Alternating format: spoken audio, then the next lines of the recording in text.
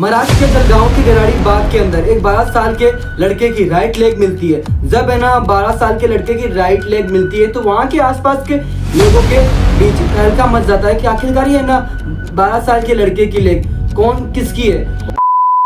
तो आज की जो केस स्टडी है ना, ये केस स्टडी इतनी पेचीदा है कि आप लोग है ना अपने आसपास के लोगों से ये नफरत करने लगोगे। तो शुरू करते हैं आज की केस स्टडी। महाराष्ट्र के जलगांव के अंदर 12 साल के लड़के की राइट लेग मिलती है। तब है ना वहाँ के आसपास के लोगों के बीच में है ना तहलका मच जाता है। 13 फरवरी 2019 को आखिरकार है ना कातिल पकड़ा जाता है और जब कातिल से पूछताछ करते हैं तो कातिल क्या कहता है, आइए शुरू करते हैं।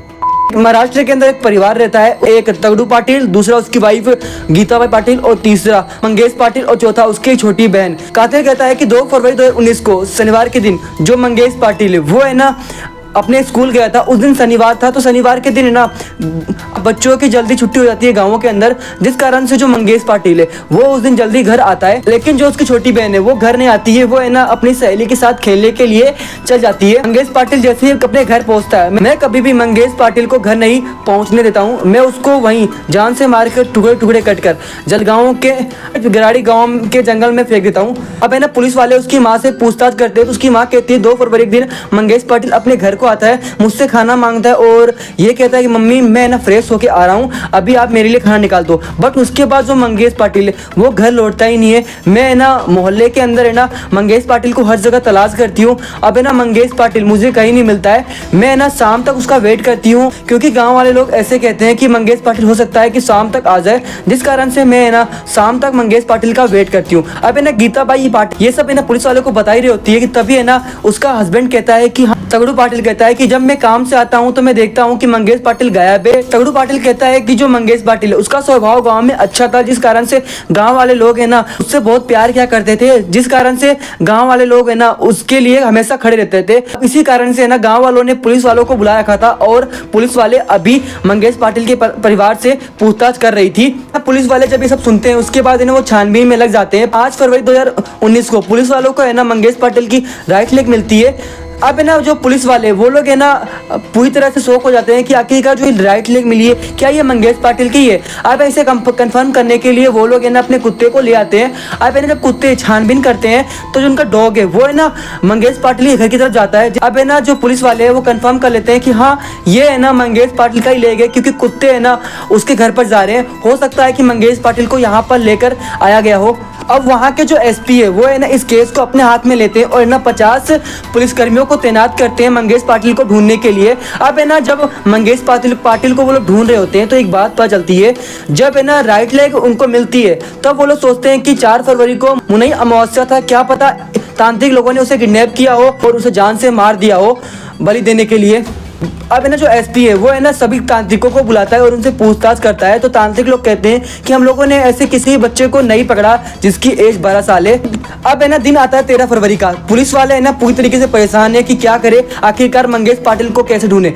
तब है ना 13 फरवरी के दिन है ना एक बच्चे की गर्दन मिलती है और है ना मंगेश पाटिल के कपड़े मिलते हैं। जब है ना पुलिस इस चीज को देखती है तो वापस से अपने कुत्ते को लेकर आते हैं छानबीन करने के लिए, और जो उनका डॉग है वो बार बार मंगेश पाटिल के घर पर जा रहा था।